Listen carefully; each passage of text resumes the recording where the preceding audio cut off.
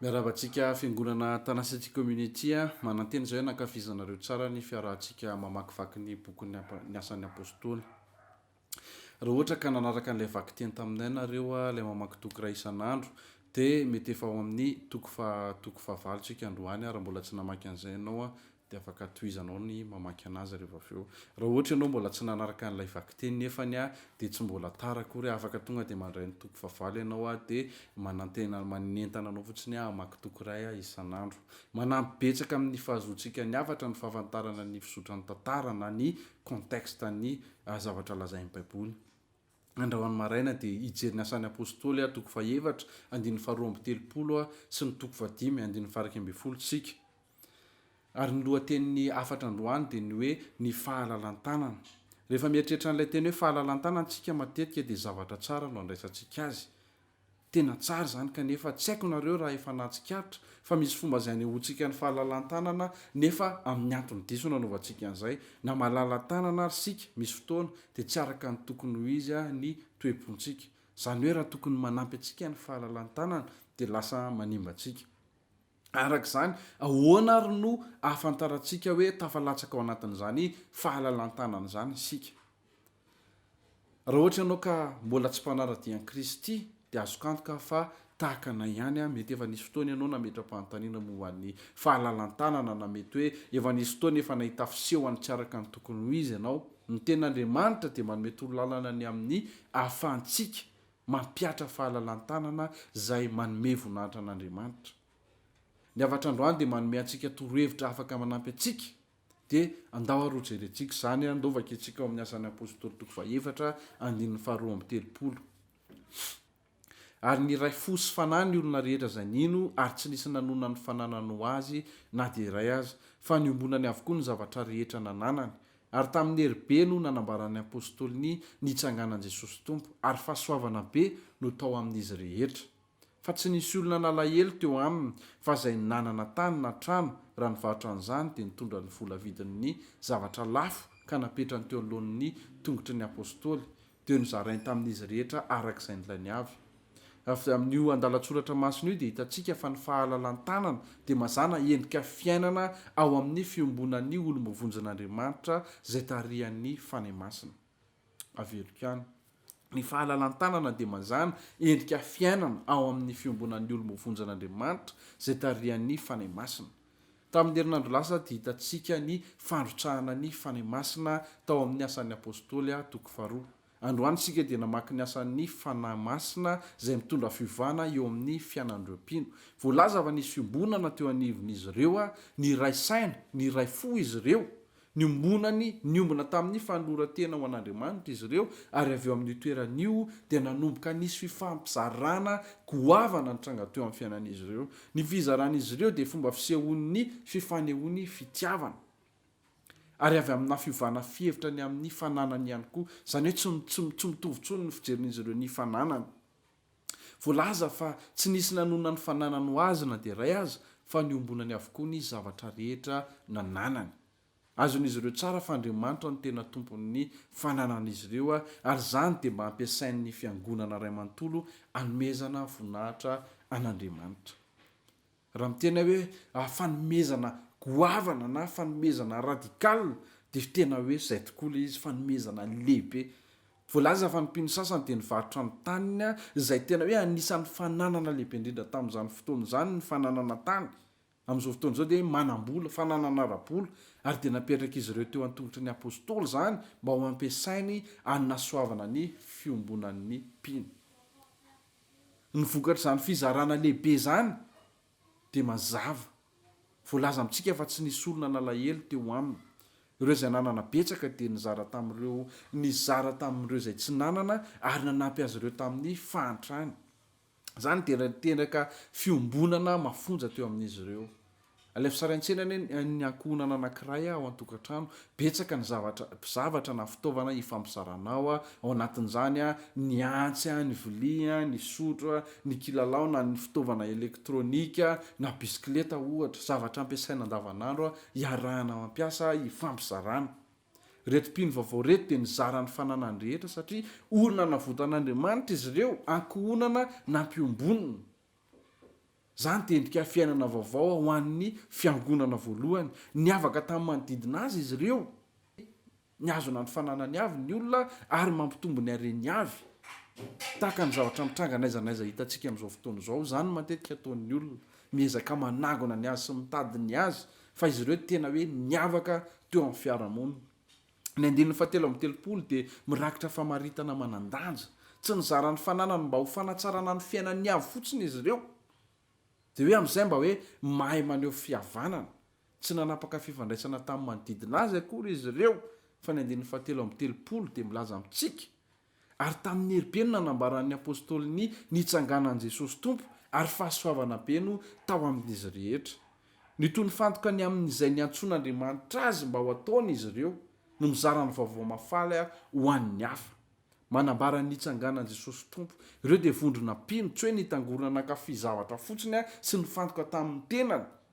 tsia fa fiarahamonina izay feno ny fanahy masina miaina ny fahasoavana sy ny herin'Andriamanitra amin'ny fomba fitantanan'ny fananany ary mifantoka ny amin'ny azay ampanaovan'Andriamanitra azy ihany koa ireo amin'ny fitarihana ny hafa ao amin'ny Kristy tsy ny fiainam-piarahamonina ihany akory no natanjona farany fa ny fiarahamonina verina dia fiarahamonina manao misiona ry fiangonana Antananarivo community ingana isika tsy ahazo aina fotsiny hoe miaraka ka hanadinon'izay niantson'Andriamanitra antsika tokony ho tanterahintsika ny amin'ny fanatratrarana ny hafa na ny fidoriana velazantsara ny fanahy masina no nitarika ny fiangonana voalohany anao an'izany tsy fitsipika izay tokony arahantsika rehetra nefa kory zany fa maolona navotan'Andriamanitra antsika miaraka amin'ny fanahy masina ao anatintsika dia mila manaiky ny fitarihan'ny fanahy masina isika mba hanao zavatra sahala amin'izany indrindra tsy voatery anefa ireo izay manana fahafana sy manan-karena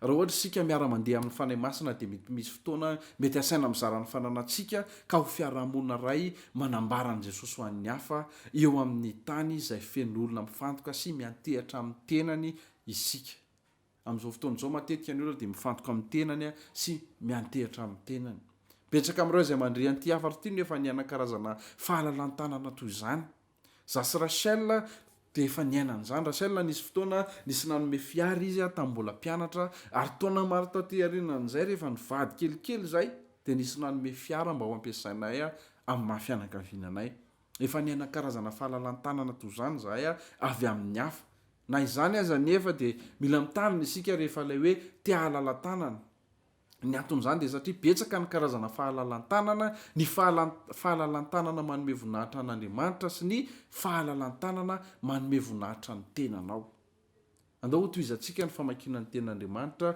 izay hitantsika eo amin'ny andininy fahaenina amby telopolo ary Josefa izay nataon'ny apôstôly koa hoe Barnabasy zany hoe raha dika zanaky ny fananarana le vita avy any Kiprosy no firazanana dia nivarotra ny sahany ary nentiny ny vola vidiny ka napetrany teo anoloan'ny tongotry ny apôstôly eto izao isika dia mahita ohatra ny amin'ilay fahalalan-tanana izay manome voninahitra an'Andriamanitra tena ohatra tsara momba ny fahalalan-tanany Josefa dia natao ohatra teto mba hampitombo lanja ity afatra ity na ity firaketany ity zany tokoa no nataon'ity rangahy ity mazava fa mpikambana manan-karena indrindra ao amin'ny fiangonana izy satria nanana tany amidy matsapa izy fa tokony hivarotra amin'ny tany mba hahafahany manome ny vola avy amin'izany ho ampiasain'ny fiangonana ho fanampinan'ireo sahirana tsy hoe nodidiana manokana izy na hoe nisy fitsipika nanery azy fa misy fahalalana ao amin'ny Kristy ho amin'ny fahalalan-tanana raha izay no hitarihan'ny fanahy masina anao tahaka ny hitantsika eto hitantsika avy eo fa napetrany teo an-tongotry ny apôstôly ny vola manaiky ny rafi-pitarihana tamin'izany izy ary nanolotra ny anjara birikiny ho an'ny petrabola fohy be ireo apôstôly izay mihoatra ny ray dia natao hitantana ny vola amin'ny fomba izay mety indrindra eny na tsy lalàna ary zany dia matetika fomba iray salama tsara amin'ny fanomezana ny antony dia satria raha ohatra ka nalain'i Josefa ilay vola ka nomeny an'ireo izay tiany fotsiny dia lasa mahatsapa homana ny trosa aminy ireo ny vokatra izany dia mety lasa miova ny fandraisan'izy ireo azy satria hoe izy ilay nanome antsika volabe na izy ilay mpanome atao tanàna eo anatrehan'ny azo fijaliana ao amin'ny filazantsara dia mitovy isika rehetra sahaly isika rehetra fa rehefa misy olona manan-karena manome olona sahirana manokana dia lasa mety miasarotra ny mahita ny tsirairay hoe mitovy ao amin'ny fiarahamonina na ao amin'ny fiangonana mety tsy dia tsara loatra ho an'ny mahantra koa ny metehitra be loatra amin'ny ireo mpanan-karena vitsivitsy ho fanampin'izany ireo izay mitantana ny vola raha ohatra ka olona azo itokisana izy ireo dia afaka ny anome antoka fa ho ampiasaina tsara ary andeha any amin'izay mila azy ny vola eny na dia hoe nomenantsika ary ny anaran'ity lehilahy ity mba ho fanoharana marina dia mieritreritra hoe mila mahatsiaro ilay tenin' Jesosy ihany koa tsika ao amin'ny fampianarany teny an-tendrombohitra ao amin'ny Matio 1:1-7 izay mivaky toy izao koa amin'izany raha manao fiantrany ianao aza mba mitsoka trompetra eo alohanao tahaka ny fanaon'ny mpiatsara velatsihy eo amin'ny sinagoga sy eny an-dalambe mba hankalazany olona azy lazaiko aminareo marina tokoa fa efa azony ny valim-potiana fa ianareo kosa raha manao fiantrana dia aoka tsy ho fantatry ny tananao ankavia izay ataon'ny tananao ankavanana mba hatao ao amin'ny mangingina ny fiantranao ary ny rainao izay mahita ao amin'ny mangingina no amaly anao noho izany nahita ohatra tsara momba ny fahalalan-tanana isika fa andao ho jerentsika ny zavatra mitranga manaraka. 1 fa nisy kosa lehilahy atao hoe Ananiasy sy Safira vadiny nivarotra tany ka nanafenany ho azy ny vola vidiny ary ny vavy koa nahalalan'izany dia nentiny ny vola sasany vidiny ka napetrany teo anoloan'ny tongotry ny apôstôly.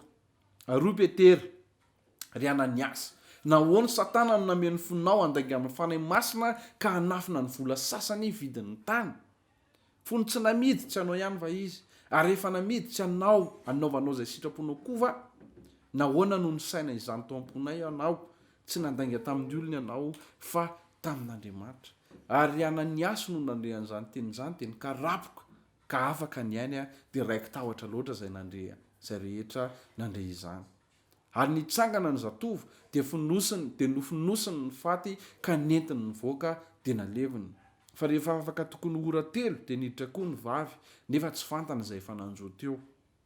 2 Petera taminy lazao amiko izany lazao amiko izany ihany va ny vola vidiny taminareo dia hoy izy eny izany ihany. 2 Petera taminy nahoaninareo no ndray tetika akafanany fanahin'ny tompo indreo ambaravarana ny tongotry izay nandevina ny tompo ny vadinao ary hitondranao hivoaka koa izy dia nikarapoka teo anoloan'ny tongony niaraka tamin'izay koa izy ka afaka ny ainy ary aniditra ny zatovo dia hitany fa maty ary nentiny voaka ka naleviny teo anilan'ny lahy dia raiky tahotra indrindra ny fiangonana rehetra sy izay rehetra nandre izany. Etsika dia mahita ilay karazana fahalalan-tanana ray hafa karazany ratsy fahalalan-tanana manome voninahitra ny tena. Ananiasy sy Safira dia nahalala tsara nataony Barnabasy torak'izany ihany koa ny maro hafa mety tena no ajaina be sy nankasitrahan'ny olony Barnabasy noho ny fahalalan-tanany feno ary Ananiasy sy Safira dia mety te hisitraka fanajana sy voninahitra tahaka an'izany ihany koa. Noho izany dia nandeha koa izy ireo nivarotra ny taniny kanefa ny ray loha izy mivadina nafina ny vola ho azy ka tsy nilaza izany anizan'iza. Avy eo Petera dia nametraka fanontaniana izay manambara fa fantany ny fitaka nataon'izy ireo fa nahoana eny ny fanahy masina misy fotoana manome fanomezany ny fahalalana na teny fahalalana amin'ny fomba magaga ho an'olona anankiray teny fanambarana faminaniana mivantana avy amin'Andriamanitra. Dia toy izany ny zavatra mitrangeto nomena fanomezany fahalalany Petera ny ahitany zava-misy na tsy nisy hafa nahafantatra raha ny fitaka nataon'izy ireo. Nampahatsiahivon'ny Petera izy ireo fa tsy nandainga taminy akory ireo fa mihoatra n'izany nandainga tamin'Andriamanitra. Salamo 150 dia mitarainy Davidy taminao dia taminao ihany no nanontako ary izay ratsy hoe masonao nefa nataoko. Andriamanitra dia mahalala ny zavatra rehetra ahoana no ahafahan'izy ireo mihevitra fa ho tafavoaka amin'izany izy ireo ary raha ratsy ny mandainga amin'ny olona ka mba tsy tratra tamin'izany ianao ny tena marina mandainga amin'Andriamanitra ianao satria izy mahalala ny zavatra rehetra ary zava-doza ny mandainga amin'Andriamanitra. Avy eo dia samy notsarain'Andriamanitra izy mivady ka nikarapoka ka maty ny maty teo ry zareo. Ananiasy de tsy afaka namaly amin'ny Petera na hoe ny fona. Safira indray a de nametrahana fantaniana ary de nomena fahafahana ny aiky mba hadio saingy mbola nytoy nandainga izy a de niarahan'ilay fitsaran'Andriamanitra ihany koa. Maty teo ny eo izy. Ny vokatra nateraka izany trangany zavatra zany a sy ny fahafatesan'izy mivady de niteraka hoe raiky tahotra indrindra ny fiangonana rehetra sy izay rehetra nandrian'izany. Mety anontany tena ianao hoe aiza ary ny fahasoavan'Andriamanitra eto amin'ity tantara ity? Fa maninona no mafy be toy izany niatra tamin'izy ireo? Maninona no tsy misy toy izany tsony ankehitriny? Tsarovy nefa fa ny zavatra novakitsika teo a de momba ny fiatomboan'ny fiangonana voalohany. Ireo olona navotan'Andriamanitra no atanjahan'ny fanay masina mba hanohy ny asana tomboko Jesosy. Izy ireo de tiany natao ohatra, tiany napetraka avo ny fenitra ho an'ny reto mpino vaovao reto. Tiany ampatsahivina izy ireo fa masina sy voatokana, olo-marina, tsy noho ny zava-bitan'izy ireo akory fa noho ny zava-bitan'i Kristy ho azy ireo a teo amin'ny hazo fijaliana. Raha toy ianao manontany tena hoe Ananiasy sy Safira de mpino, tena nino izy ireo? Tena voavonjy izy ireo? Mety tamin'ny zavatra nitranga tao amin'ny toko teo aloha no nahatongavan'izy ireo a tamin'ny finoana, fa tsy nahomby izy ireo a tamin'ny fitohizan'ny fizotran'ny finoana. Filipianina toko 4:12 de mampirisika miasa mitahotra sy niovotra hantanteraka ny famonjena anareo na de tsy fantatsika ary tsy amin'ny toerana nona ny fitsaranany amin'ny fiainan'izy ireo isika de mpino izay voavonjy. Ananiasy sy Safira na de sahala amin'ny avy ao amin'ny afo ary araka ny voalaza ao amin'ny Koritianina voalohany toko 7:15. Hitantsika avy eo amin'ny teny nojerentsika fa maolona navotan'Andriamanitra antsika ny fahalalantanana dia ao anatin'ny maizy antsika ary manome voninahitra an'Andriamanitra. Hitantsika fa misy fahalalantanana tsara manome voninahitra an'Andriamanitra ary tarihan'ny fanay masina. Ary misy koa fahalalantanana manome voninahitra ny tenantsika, tsy manaja sy tsy manome voninahitra an'Andriamanitra. Ahoana no ilazantsika ny fahasamihafan'izany? Iza no ataontsika modeliny amin'ny fahalalantanana ary aviaiza izany fahalalantanana izany? Mety matsapa fa namby ianao amin'ny fahalalantananao raha mianao an'ity toriteny ity. Mampirisika anao hibanjina ny Kristy mba hita ilay fahalalantanana faratampony. Izy no nanomeny fa izy ny tena hoe nahalalantanana tsara indrindra. Androany maraina isika namaky ny momba ny olona nanome tany sy fananana. Any ka nilaza hoe wow, anisan'ny zavatra ngeza indrindra afaka hananan'ny olona izany ahatany sy fananana izany fa mpanjiny Kristy dia nahafoy ny zavatra rehetra. Kristy dia nanome ny ainy, nanolotra ny ainy ho ahy sy ho anao. Izy no ny babo ny trosan'ny fahotantsika ary nandofeno ny sarany tamin'ny nahafatesany teo amin'ny hazo fijaliana.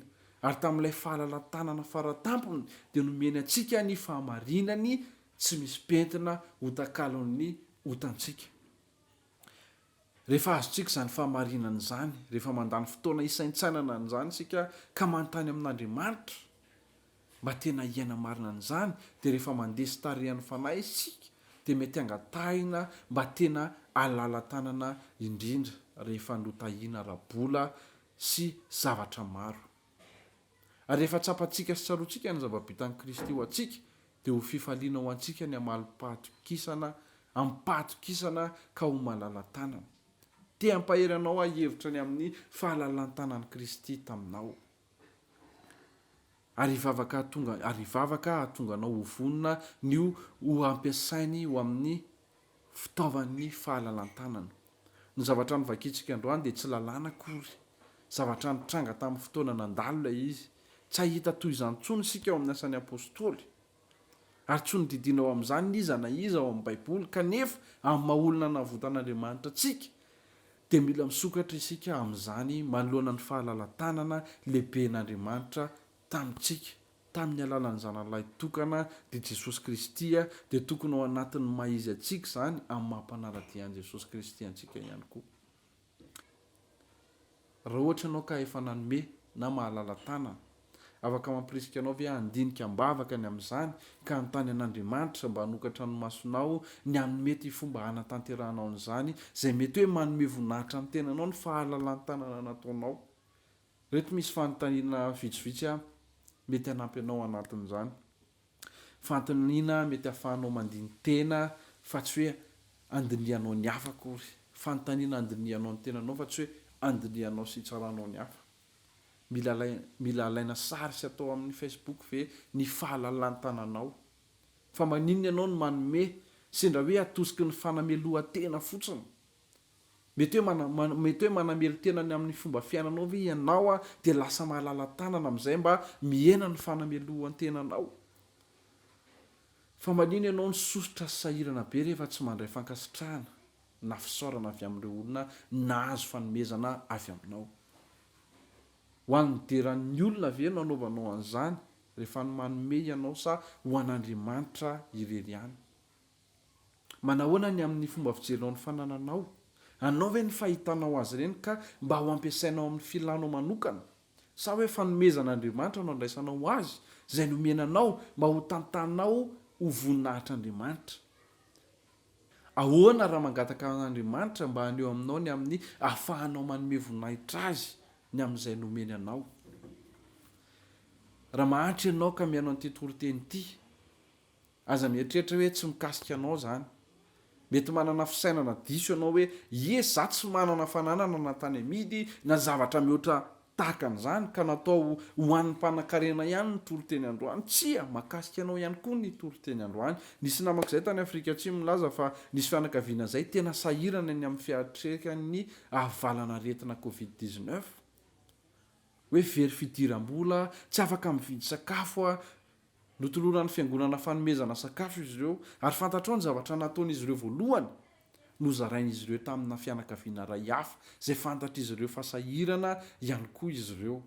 Izany ny filazany tsara miasa. Olona iray izay mahatakana ny fahalalan-tanana lehibe izay efa natolotra antsika tamin'ny alalan'i Jesosy Kristy. Engane Andriamanitra nome antsika fijery ny fahalalan-tanana araka ny tokony ho izy. Engane Andriamanitra nome antsika fijery ny fahalalan-tanana araka ny tokony ho izy. Ary engane isika ho mailaka ny bebaka, ho malaky bebaka anatona azy ary hanova izay tokony hovaina raha ohatra ka diso ny fandraisantsika an'izany. Engane isika ny olon-tena mba ho ampiasain'ny fanahy masina mba hanome voninahitra an'Andriamanitra amin'ny alalan'ny fahalalan-tanana ho an'ireo izay hikasihany antsika na hitarihany antsika. Ndao hiaraka hivavaka antsika. Jesosy misaotra anao izay amin'ny teninao taminay androany. Misaotra anao izay satria miteny aminay ianao. Misaotra anao izay fa mbola afaka mamaky ny teninao izahay.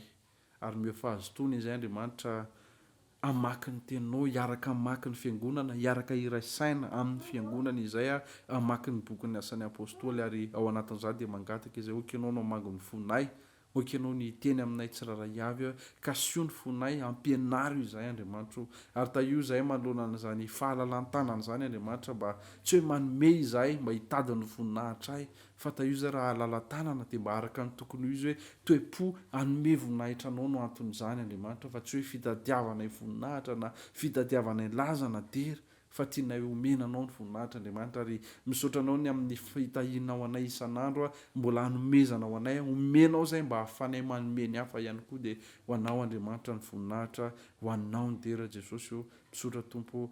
Amen. Misaotra Tompo.